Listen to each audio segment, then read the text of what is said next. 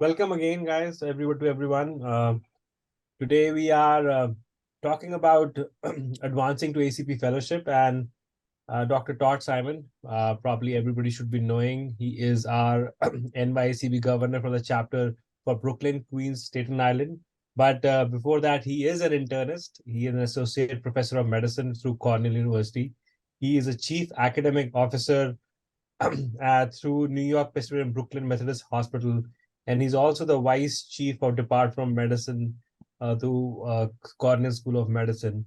He is also has uh, recipient of many awards, and one of the awards is Loreton Award 2018. So I welcome him to talk us through how to start our journey and getting a fellowship in ACP. So, Dr. Todd Simon, welcome you again, and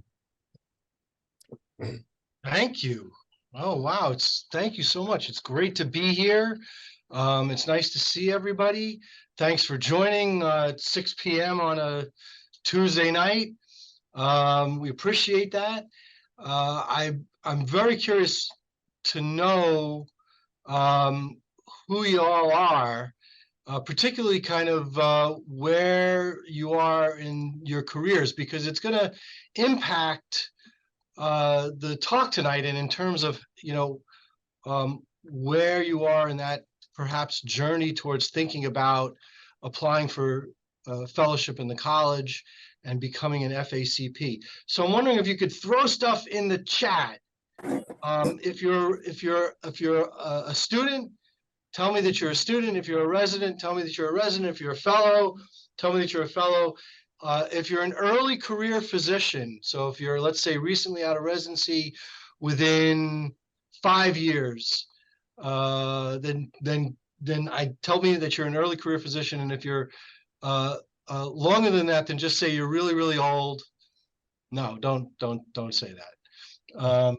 So I think Dr. Simon, you are also in early career. Technically, Oh, yes. words that says within 16 years. Thank you. Yeah, that's very nice of you. I'll take it any day. All right, so I'm looking here in the residency match cycle now. That's exciting. That's awesome. Resident, fourth year medical student, nice. 16 years, excellent. New hospitalist, oh, fantastic. Oh, so we're right off the bat, we're kind of all over the map, I see here, which is great. Hi, I'm an AI assistant helping somebody take notes for the meeting. Oh my God. What what is going on? We have an AI assistant in the room. And we have an early career. All right, good. So we have people at lots of different levels, which is really wonderful. I'm glad to hear that. You know, what we're going to do today, and hopefully, again, this won't take anywhere near close to the full hour, is we're going to talk about what ACP fellowship is, what it means, why you should apply. Perhaps you could think about if you should apply. What does the application process actually entail? So what are the requirements for that? What are the things that you have to perhaps think about how to accomplish? How long does it take? And then we'll take any questions. But in fact, what you'll see is that now is the time to think about fellowship. And there's a couple of good reasons for that I'm going to get into in my slides, both in terms of the time of year, but also in terms of the things that have gone on with the American College of Physicians, the ACP, and perhaps wherever you are in your careers. So what is fellowship? I think you all realize, I mean, this is absolutely a feather in any physician's cap. It is a credential. It's obviously something that you can put down on your CV. I think most people think of it as the letters that go after your name, right after that MD, perhaps. It is a peer-reviewed credential, so it is something that you are attaining through a process that includes recommendations from somebody in the field and a review from the college. And it really does signify this ongoing dedication to the profession of internal medicine, and to our patients and our communities. So why should you consider FACP? Well, look, certainly, I think you're all thinking, and one answer is, well, I want to be able to, say, put the letters FACP after my name. I think that's wonderful, but much more important is what it signifies, right? It's joining this community of physicians who are all within internal medicine, but that's what's so wonderful about internal medicine, coming at it from different career paths, different specialties, different practice settings, but with a common theme. And the common theme is your professional work, your professional credibility, your professional goals, what you provide to your patients, possibly to your students.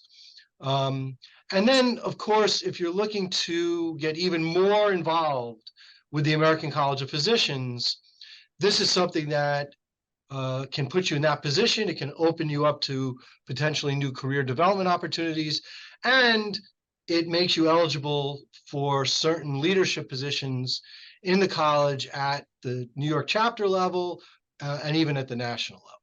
So I think there's a lot of good reasons that you could think about this. Now, look, this is a great group to join. There are 31,000 fellows of the ACP across the world. This is a group of people that I think are looked on as upholding the highest clinical standards and the highest ethical ideals.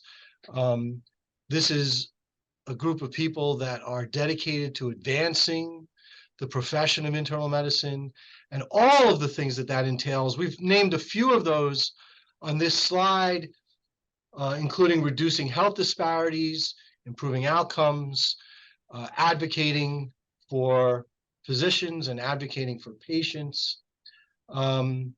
Education, obviously, not just educating students and residents, but educating patients, educating families, educating communities, educating other physicians. All of these things are, part and parcel of becoming a fellow of the college. So what are those requirements? The nice thing that you're going to hear is that it's actually been streamlined. The requirements have been reduced a little bit, and in an attempt to streamline them and to bring them kind of in line with some of the updated goals of the ACP. The core requirements, as it says here, include initial board certification. And as it says here, either in internal medicine or neurology. So yes, you do have to be board certified. You have to be in practice for at least 3 years.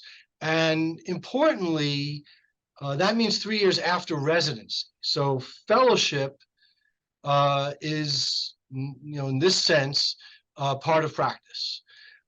So if you're a fellow, that still counts as years of practice since residency. You do have to have quite literally paid your dues, right? You have to have paid your dues. So you have to have paid to be a member of ACP for 3 of the last 4 years. You have to have, professional activity, and we're going to go over the details of what that actually means in internal medicine, or as it says here, a combined internal medicine specialty such as med-peds, or subspecialty of internal medicine that counts. So all of the subspecialties of internal medicine count, and neurology actually counts. And you have to have an active medical license. Now, this is really the sort of meat of the matter.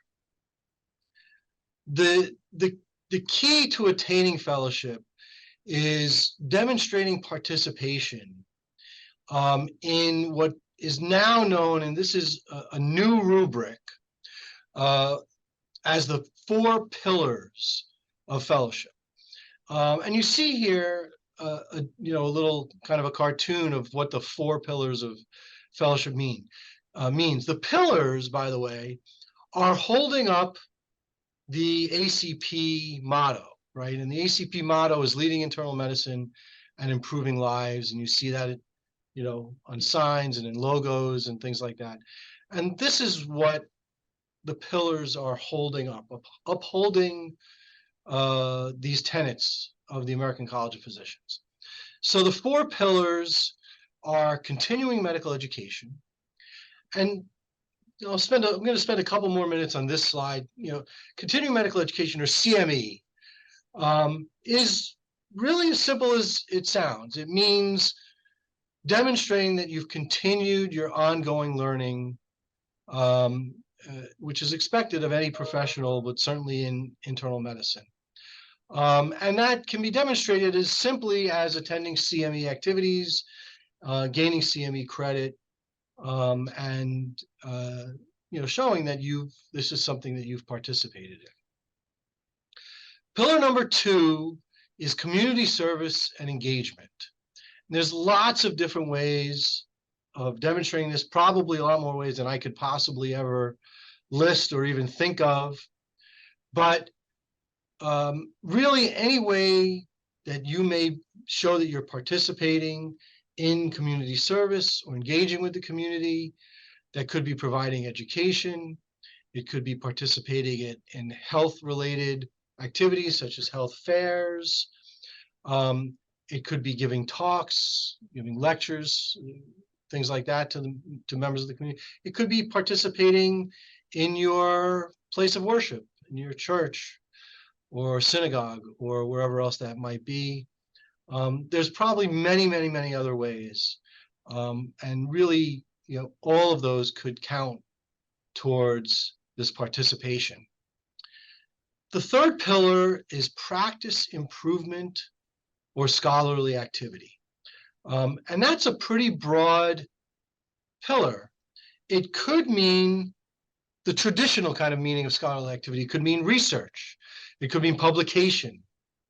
It could mean scholarly activity in terms of teaching in an academic setting, teaching in a medical school or residency program. It could mean scholarly activity in terms of improving care in a hospital setting or clinic practice. But it also could mean practice improvement in your own practice. How do you demonstrate ways of looking at your own practice and assessing your success in achieving goals for your patient populations in your own practice, and putting perhaps systems in place to achieve that even better? How can I improve achieving A1C goals in my practice? How can I improve achieving hypertension goals in my practice? How can I look at my practice and see the percentage of patients who are eligible for colonoscopy who get that? Many, many, many different examples here. And then the last pillar is more specifically focused, and you could see here on a range of activities that really all kind of, go together in terms of teaching, coaching, mentoring, or other forms of leadership. And again, this could be in many, many different environments. This could be in many different ways. This could be teaching in an actual sort of classroom setting. This could be teaching in, again, a residency program. It could be teaching students. It could be having a student in your office. This could be coaching in the sense of actually acting as a mentor. Perhaps you have younger physicians, again, maybe students, maybe residents, maybe fellows, maybe just younger physicians, early career physicians who you've functioned as a mentor for. Maybe you've taken on a leadership role in some other way. Maybe you've taken a leadership role in a physician organization. Maybe you've taken a leadership role in a non-physician organization. Maybe you've taken a leadership role, in the community. Any of these things can count, and what we're looking for is participation in three of these four pillars, three of the four pillars of fellowship. And admittedly, there can be some overlap. There can be some areas where an activity might fall into more than one of the pillar. None of those things are going to be too granular. Don't worry about how that works out. Things might be you might have activities that can count twice, and that may be okay. So think about, what are the things that you're doing? And in fact, what are the things that perhaps you could be doing in the coming years that would fit into one of these pillars? So how do I apply? Let's get to the nitty gritty here. How do you apply? Well, first of all, there's actually a very easy online application. The ACP, wants to emphasize that the application has to be complete before it will be reviewed. You're going to complete the online application. You're going to get a sponsor letter. I'm going to talk a little bit more about the sponsor letter in the next 1 or 2 slides. You're going to have an updated CV. I can't emphasize enough how important it is to not just have an updated CV, submit an updated CV. Keep your CV updated as you go along. As a person who has made this mistake, I'm going to tell you, waiting a few years and then trying to go back and recreate the stuff that you've done is really quite difficult. Try to keep a running list, keep your CV updated, particularly for those of you, and we saw a few who are students, residents, and early career physicians. Now is the time to keep that CV updated so that it's kind of ready to send out when the time comes. And there is an initial fee, and it's $175. So there is an initial initiation fee. Let's talk about this sponsorship letter for just a minute. Your application requires a sponsorship letter. Now, it turns out that, and again, I'm going to show you this one more time on the next slide, but it turns out that the letter can actually be either a letter, a standalone letter, or a form. But it must be from a current person who is either an FACP or a master of the college, master of the American College of Physicians, or an MACP. Now, unfortunately, I, as the governor, cannot be the sponsor. So an ACP governor of the New York chapter cannot act as the sponsor, and then a family member, if that should happen, a family member cannot act as the sponsor. We can find, if you need help, we can help you to find a sponsor. And there's a link on the slide there where you can go and look and see an eligible list of sponsors. But also, if you contact the chapter, we can help you find a sponsor. The sponsorship, whether it's a letter or a form, it's very possible that whoever you ask to provide this letter, and by the way, it's only one letter. That's a change. It used to be 2, and the ACP, as of this year, reduced it to 1. But it would certainly be possible, even likely, that you could ask somebody and they say, well, what needs to be in the letter? And really, the simple answer to that is show them the 4 pillars that I just showed you, and give them your CV, and tell the sponsor that really we're just looking for a letter that highlights their accomplishments, their leadership activities and qualities, their professional values, and anything that you can speak to, perhaps in a more personal way, perhaps from firsthand experience, perhaps from with interacting with you on a day-to-day or week-to-week basis or month-to-month basis. Anything else that they can point to that falls into those 4 pillars that we talked about on the previous slide. Now, I'm going to try to give you some real resources in the upcoming slides. So the sponsor I mentioned, this can either be a standalone letter, and the letter they could write a letter on their own letterhead and send it to this email, FACP@acponline.org. There is a form. If they prefer to use the form, there's a sponsorship form. It can be downloaded, it can be completed, it can be actually completed in handwriting. Handwriting, by the way, for those of you who may not know, it entails a very unique object that's called we called it a pen. And you could use this and write on it. Ink comes out of the pen. You could do that if they really want to. I actually recently saw a couple of sponsorship letters that were handwritten. So either way, either done online or handwritten is perfectly fine. Now, the other question that often comes up is, well, you just said we should have an updated CV. What does that mean? Is there a format?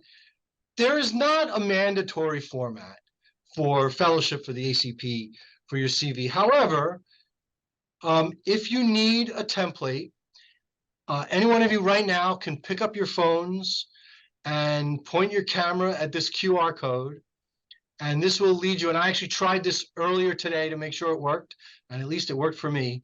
So if you need or like to see kind of a sample template, there's one there. Really, the goal here is to have on your CV, once again, those activities that fit into the 4 pillars for fellowship. So as a repetition, they're continuing medical education, community engagement and community service, practice improvement of scholarly activity, and teaching, coaching, mentoring, or leadership. So I'm gonna like slow down my voice for just a second, because if anybody else, if you want to take, that point your camera at the QR code and take a look at that, I'll give you a chance to do that. I'm going to warn you, don't put your cameras away, because there's going to be another QR code on the next slide.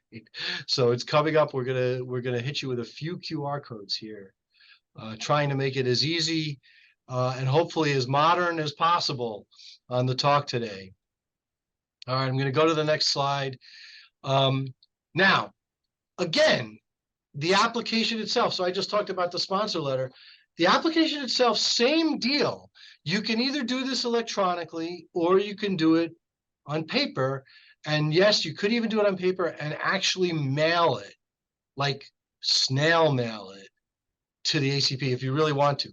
But the easier thing would be to apply electronically, and the link is right there, acponline.org/FACP. If you want to point your camera from your cellular phone at this QR code, it will take you straight to the web page where you can apply for FACP. So feel free to do that if you want. You can upload your CV electronically. You can upload your sponsor letter electronically, or you could send it all in on paper, or you could send in your application and have the sponsor send in the sponsor letter separately. All of the above work. The key really is getting in that completed application. All right, I'm hoping everybody who, if you wanted to, get this on your camera, you had a chance. I want to show you the timeline on this. The timeline, and this is again another reason why it's good to do this now. The ACP actually reviews these and elects people to fellowship 5 times a year. The months that they do this is up there. You'll notice that one of those months is January. So if you're thinking about applying, now is the time to do it.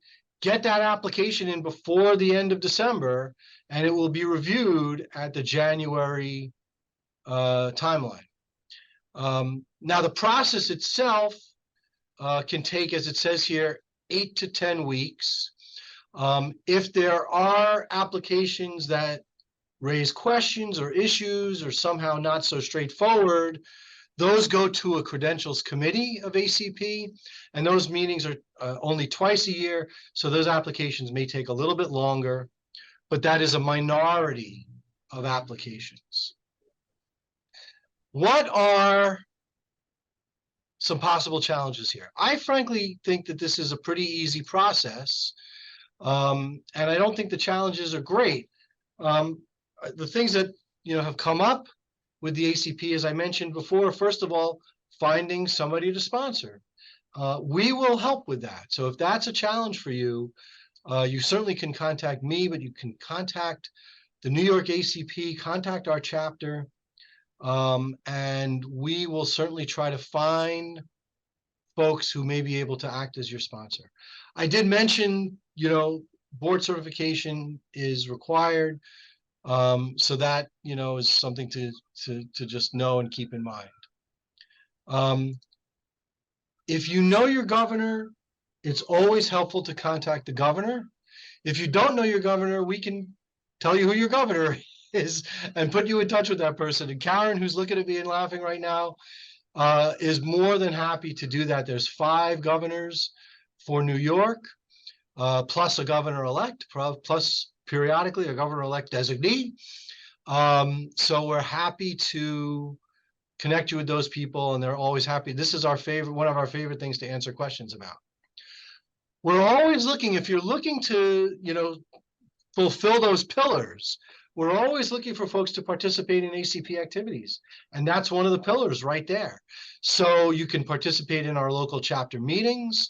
You can absolutely participate in the national meeting. And there's not only opportunities to go to the national meeting. The next one is coming up in Boston in the spring. You can participate through NYACP. Many, many different ways to participate in the chapter and in the national ACP. If it turns out that it's either hasn't been the 3 years or you've applied in the past and not gotten it, I'm going to be here to encourage you to apply again, because perhaps your CV has improved in that time. Perhaps you've done more activities. Perhaps you've fulfilled the pillars at this point. And of course, take advantage of any opportunities that I've already talked about, whether they're teaching opportunities, community service opportunities, leadership opportunities, and just don't forget, put them on your CV. Give yourself credit for those things that you've actually done.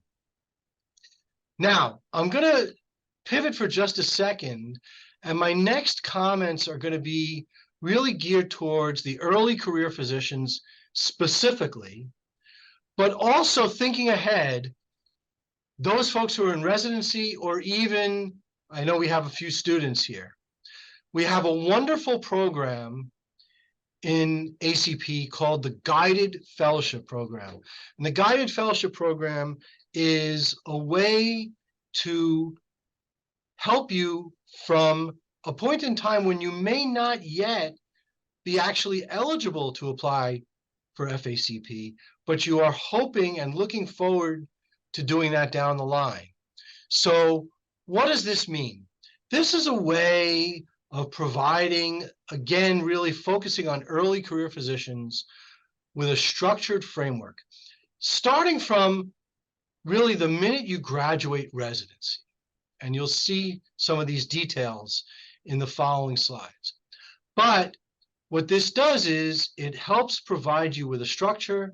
The ACP provides a way of tracking your progress with an annual dashboard of those activities that you've completed that work towards fellowship, professional support and guidance. And then once you do this over a 3-year program, you automatically become a fellow and you get that FACP. Now, even better, the requirements, if you join this guided fellowship pathway, the requirements for completing the application are completely waived. You don't have to fill out the application once those 3 years have been achieved, and you don't need a sponsor letter anymore. Now the program, again, this is the time, right? The program begins a new cycle every January. So it's coming up, and it does then proceed through the next 3 years. And I'm going to go on right now just to show you in a little bit more granularity what's going to happen. Well, you're going to complete a minimum of one activity in these pillars of fellowship every year. That's a minimum, but it's going to be a minimum of one activity every year. So then if you're in the program for the full 3 years, 3 years have gone by, you've completed 3 out of the 4 pillars by definition, right? Just by being in the program. You do have to remain a member of ACP for the full 3 years. You have to pay your dues for the full 3 years. And then you do, of course, have to attain board certification, which hopefully, in best case scenario, would occur right at the end of residency. So who am I really speaking to right now? If you completed residency on June 30th of 2023, this past June 30th, you are eligible to be in this program. If you know anybody who completed residency on June 30th and is interested in fellowship, interested in being involved with the ACP, they are eligible. If you were in ACP as a resident, let's say your last year, maybe you decided to join ACP in order to get a discount on MKSAP to study for the boards. Maybe you decided to join ACP because you were attending the national meeting. Maybe you submitted an abstract and got selected for presentation.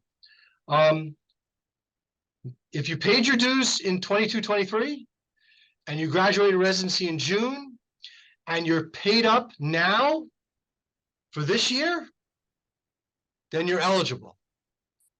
The deadline to join the guided fellowship program is December 31st. So please, now's the time. The $175 initiation fee that I mentioned earlier, also waived. So, I mean, this is kind of cool, right? I mean, this is big. You join this program, you don't have to get a sponsor letter, you don't have to pay the $175, and you don't have to fill out the actual formal application. You just have to join the guided fellowship program and stay in it and stay a member for the next 3 years. All right. What happens? So let's say you're selected, you're actually selected and to be a fellow, you're FACP. What do you have to do then? The responsibilities do not end there, right? So what does it mean to achieving FACP? Well, the main responsibility, and this is actually really fun, I've now done it a few times. Initially, the first time I ever did it was when I became an FACP, but then I've joined Convocation multiple times since then, as in my role here in the New York ACP. You are invited to participate in the convocation ceremony. The ACP asks, we recognize that sometimes scheduling things come up and you may not be able to do it in the same year that you're elected to FACP, but we ask that within 3 years, you join the convocation ceremony at the national meeting. And I put the dates up there for the 2024 meeting in Boston, the 2025 meeting is in New Orleans. I love Boston, but frankly, New Orleans is one of my favorite places to go, period, and one of my favorite places to go to the ACP meeting. So you can come to the national meeting, and typically on the first evening, the Thursday evening of the national meeting, is the convocation ceremony, and it's really a beautiful ceremony and a beautiful experience. And you get to wear these the green sashes and take pictures. It's really a proud moment. So that's the main thing. And then I suppose I would be remiss if I didn't mention that the other expectation is that you will use FACP after your name. You will put this on your credentials. You'll put it on your business cards. You'll put it perhaps on your email, where your name goes under your email. I'm sure there's a name for that, but I can't think of it right now. You will continue to be a contributing member in ACP. Your membership will remain current. And of course, you will uphold all the responsibilities that we expect of a fellow in terms of representing the profession of internal medicine and representing the college in a very positive way. I tried to think of frequently asked questions, and quite frankly, there's not a lot. I'm gonna put the ones up here that we have. Happy to answer any questions that anybody else here has, but a lot of times the staff at ACP gets asked who reviews the application. The first people to review the application are once it's submitted are in fact the ACP staff. However, it then does go to your governor. If you're in Brooklyn, Queens, Staten Island, that would be me. And we review the application.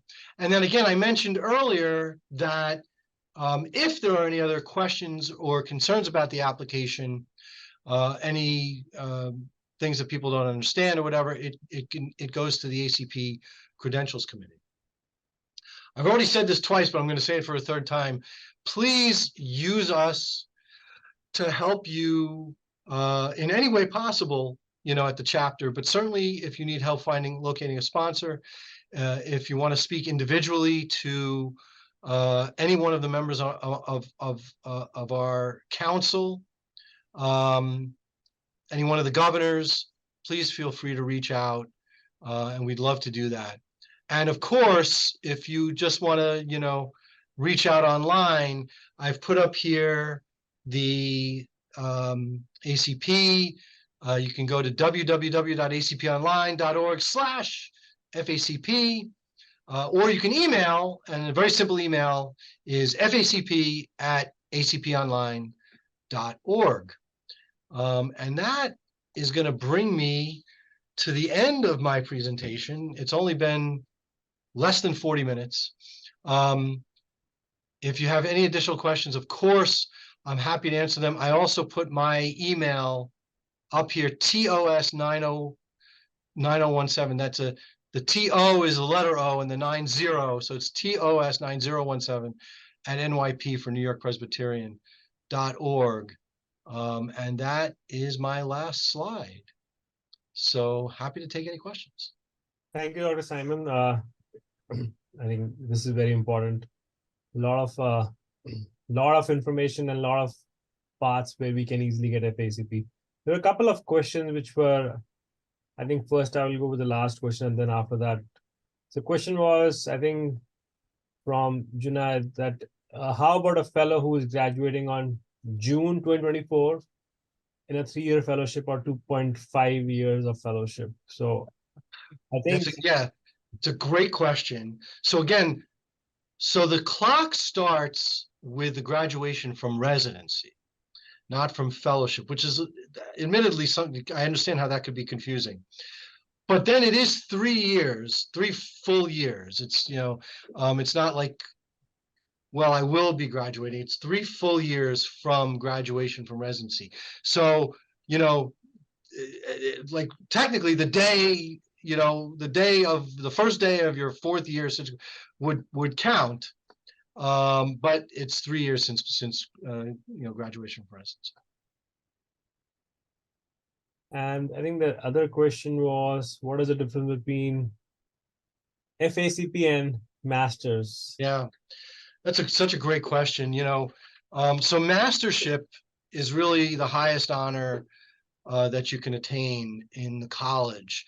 It is a very select group. It's a much smaller group than the 31,000 that I mentioned for FACP. Actually, off the top of my head, I don't know what the number is for the number of masters as of this year, but it is a much smaller group. These are typically senior physicians who have either made really significant contributions to medicine, to patient care, to research, to teaching, one of the same kind of categories that we discussed, but over their careers, and or have made significant contributions to the college, to the American College of Physicians, again, over a number of years. And the whole process for attaining mastership is very, very different. There's actually a whole separate committee, cleverly known as the Mastership Committee, actually, which looks at these applications. There's a much more thorough application, which does include multiple letters, and is really quite an honor, for those who have achieved it. Thank you. Any more questions? Feel free to ask these questions right now. And if you don't have any questions, Dr. Simon's email is here. You can connect with Karen. She has put some links in the chat. And also you can connect with me. I'm the chair for early career physicians. I saw a couple of them were on that committee, so you can email us and we'll happy to connect with the right people so that your application process is started.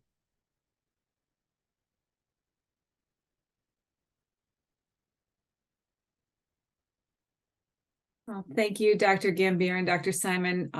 We will have the recorded webinar posted on our website within a couple of days at www.nyacp.org. So you guys are welcome to share with your colleagues. So it's such an amazing program. You did such a great job, Dr. Simon, explaining it. So thank you all so much. Really appreciate you all being here. I mean, I know, asking folks to come on at at this late an hour on a weeknight is a tall order sometimes, but I really appreciate your interest. Excellent. If no one has any question, I really thank everyone and Dr. Simon, and special thanks to Karen to get everybody together. Excellent. And have a great evening.